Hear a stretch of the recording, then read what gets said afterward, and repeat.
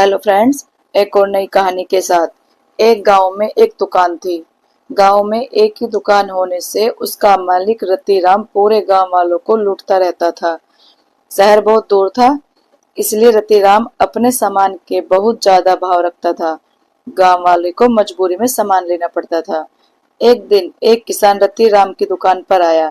किसान भाई, ये गुड़ कैसे दिया? रतिराम, 100 रुपए का 5 किलो। किसान, ये तो बहुत ज्यादा है, शहर में तो 20 रुपए का 5 किलो मिलता है। रतिराम बोलता है, तो वहीं जाकर ले लो, मैंने मना किया है क्या? अब यहाँ से 2 दिन में शहर पहुंचोगे, वहां से गुड़ लेकर गांव आओगे, भाड़े में ही 150 रुपए लग जाएंगे। 4 दिन का काम का नुकसान करके यही गुड़ 170 का पड़ेगा। अब जल्दी बताओ, लेना है कि नहीं? किसान दुखी होकर गुड़ लेकर चला जाता है। इसी तरह पूरा गांव लालची बनी से परेशान था, लेकिन इसका कोई उपाय नजर नहीं आ रहा था। लेकिन लालची रतिराम कभी कभी गरीब को उधार में सामान दे देता था। बदले में दुगना तिगना ब्याज लगाकर कभी उनके घर के बर्तन, कभी उनके पशु अपने कब्जे में कर लेता था। गांव में सुजान सिंह, एक गरीब किसान, खेती से गुजारा कर रहा था। उसके एक गाय को रतिराम ने अपने कब्जे में रख रखा था। उधार पर ब्याज बढ़ता जा रहा था। सुजान सिंह किसी तरह अपनी गाय वापस लेना चाह रहा था। सुजान सिंह, रतिराम, ये गाय मुझे वापस कर दे, इसका दूध बेचकर मैं तेरे पैसे चुका दूंगा। रतिराम बोलता है, जब गाय मेरे कब्जे में है तो दूध भी तो मेरा हुआ, तुझे कैसे दे दूं? पहले पूरा कर्जा चुका, फिर गाय ले जाना। सुजान सिंह को बहुत गुस्सा आया। एक दिन अपने घर वाले को समझा बुझा कर सुजान सिंह शहर चला गया। वहां उसने देखा कि सामान बहुत सस्ता है। वह लाला से तो परेशान था ही, वह एक सेठ की दुकान पर नौकरी करने लगा। परचून की दुकान पर नौकरी करते करते उसे 1 साल हो गया। वह पैसे घर भेजता रहा। इसी बीच उसे दुकान के पूरे सामान की जानकारी हो गई, कितने का माल आता है, कितने का बिकता है। एक दिन उसने अपने सेठ जी को अपने गांव का हाल बताया। यह सुनकर सेठ जी ने कहा, तू एक काम कर सुजान सिंह, गांव में मेरे नाम से एक दुकान खोल ले।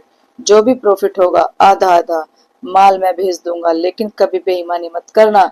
सुजान सिंह, मालिक, इसी बेईमानी ने तो मुझे शहर में लाकर पटका है। मैं तो बस उस लाला को सबक सिखाना चाहता हूँ, हमेशा आपकी गुलामी करता रहूंगा। सेठ जी बहुत खुश हुए। उन्होंने सारा इंतजाम कर दिया। सुजान सिंह को गांव भेज दिया। सुजान सिंह ने ठीक लाला के सामने एक दुकान किराए पर ले ली। उसके 1 सप्ताह बाद ट्रक पर सामान भरकर आ गया। पूरी दुकान सेठ जी के नौकर आकर सजा गए। यह देखकर रतिराम को बहुत सदमा लगा। वह फटाफट सुजान सिंह के पास पहुंच गया। रतिराम, क्या वे दुकान खोलने के लिए पैसा कहाँ से आया? मेरा कर्जा कब चुकाएगा? देखा नहीं तो ब्याज बढ़ते बढ़ते इतना हो जाएगा कि ये दुकान भी मेरी हो जाएगी। सुजान सिंह, चल बता तेरा कितना पैसा है। रतिराम फटाफट वही खाता देखकर पैसे बताता है। सुजान सिंह उसे उसके पैसे दे देता है। यह देखकर रतिराम पूछता है, रतिराम, कहीं डाका डालकर आया है क्या? मैं तेरी रिपोर्ट लिखने जा रहा हूँ। सुजान सिंह, मैं तो नौकर हूँ, ये तो शहर में बैठे मेरे सेठ जी की दुकान है।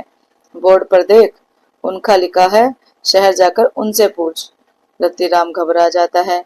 फिर वह सुजान सिंह से प्यार से बात करने लगता है। वह कहता है, रतिराम, एक काम करते, तेरा लाला तो शहर में बैठा है, उसे क्या पता तू कितने का सामान बेच रहा है।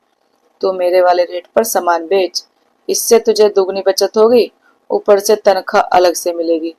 किसी और मेरी दुकान खराब नहीं होगी, ग्राहक यहाँ से ले या मेरी दुकान से, रेट एक ही रहेगा।